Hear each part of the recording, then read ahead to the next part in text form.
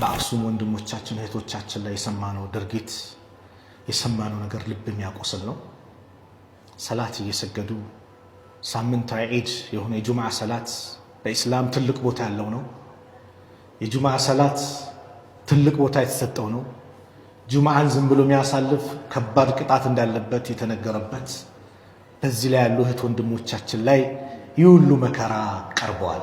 ይህ ሁሉ መከራ መጥተዋል።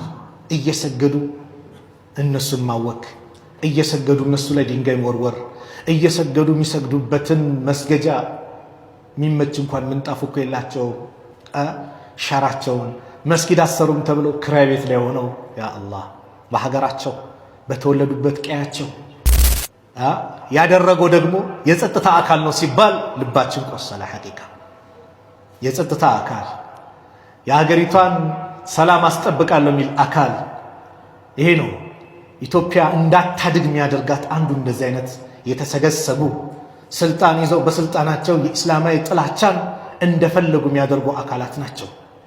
ለውጥ እንዳይመጣ የሚያደርጉት እንደነዚህ አይነት አካላቶች ናቸው። ጥላቻውን ባለው ስልጣን እንደፈለገ የሚያደርግ ሲለው ሂጃብ ይከለክላል፣ ሲለው ሰላት ይከለክላል ትምህርት ቤት ላይ።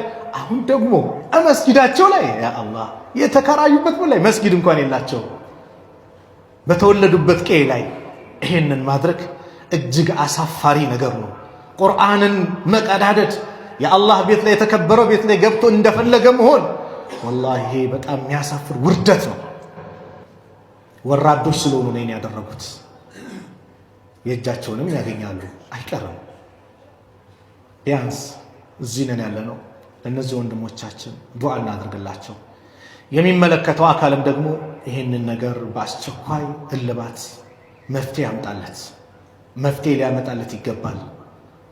እንደነዚህ አይነት ስልጣንን ተገን አድርገው በተለይ የጸጥታ አካላት የሚባሉ አካላት የህዝቡን ሰላም ጠባቂ ተብሎ የሚታሰቡ ለህዝብ ደግሞ ሰላም መደፍረስ ምክንያት ሲሆኑ ማየት ደግሞ እጅጉን የሚያሳፍር ነገር ነውና የሰማነው ነገር ልባችን የሚያቆስል ነው።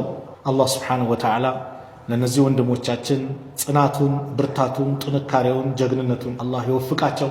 መብታቸው የተከበረ ሆኖ እዛው ቀያቸው ላይ ያማረው መስጊድ ተሰርቶላቸው በነፃነት ዲናቸውን በነፃነት አላህን የሚገዙበትን እድል አላህ ያምጣላቸው።